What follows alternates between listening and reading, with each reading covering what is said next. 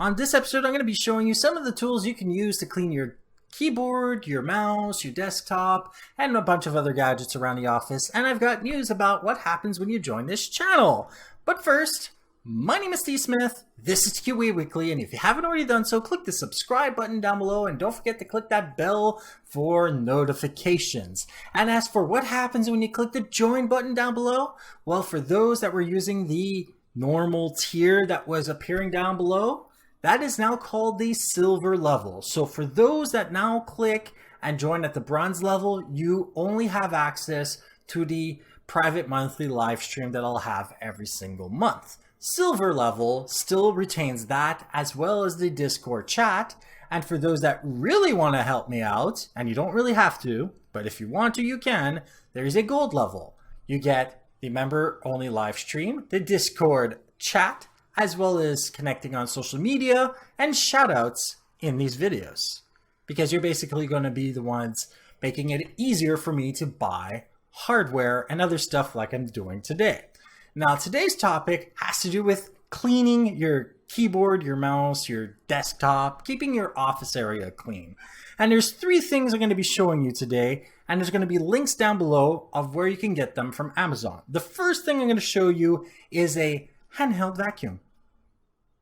Button on the back. The button is not all the greatest, but you know what? It does its job. It's only a freaking button. It comes with 2 attachments, the standard nozzle that we're used to on our, household vacuums, as well as one with a brush. Obviously, it doesn't have the same horsepower as your vacuum. This just makes it easier to pick up crumbs and stuff around your keyboard and your desk and whatever. The brush makes it easier to basically get at stuff that are a little bit more ground in or stuck. Now, this by itself is not completely amazing. What you might need is one of these 2 other products, one being a keycap removal tool if you're using something like a mechanical keyboard or a membrane keyboard with removable keycaps. This grabs at the keycaps and allows you to remove them safely without breaking the switch itself. They're very inexpensive, by the way. And if you don't know what you're doing, you can ignore the shift and space bar and whatever and use a Q-tip or whatever to get underneath them and use the vacuum to clean up the dust once you've loosened them. For those that are a little bit more agile or adventurous, you can try removing the space bar and other stuff because they usually have retention bars that allow them to be more stable. You might as well call them stabilizer.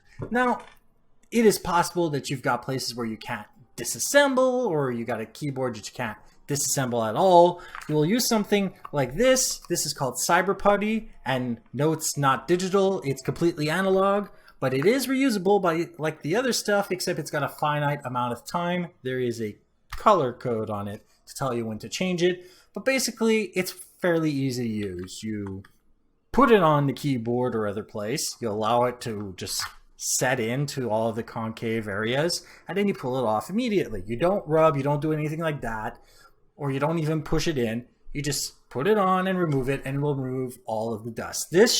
All these things should allow you to keep your desk, your keyboard, your mouse, and whatever clean, and without any of the dust and dirt that actually make us all depressed while we're looking down at our keyboards. And I know my keyboard is really clean as of now. Like this episode if you liked it, dislike it if you didn't.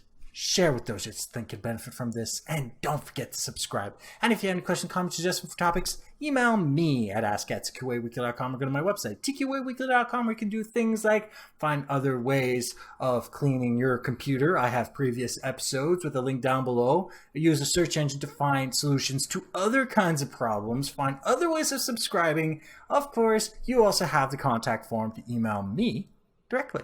Thank you for watching, and goodbye.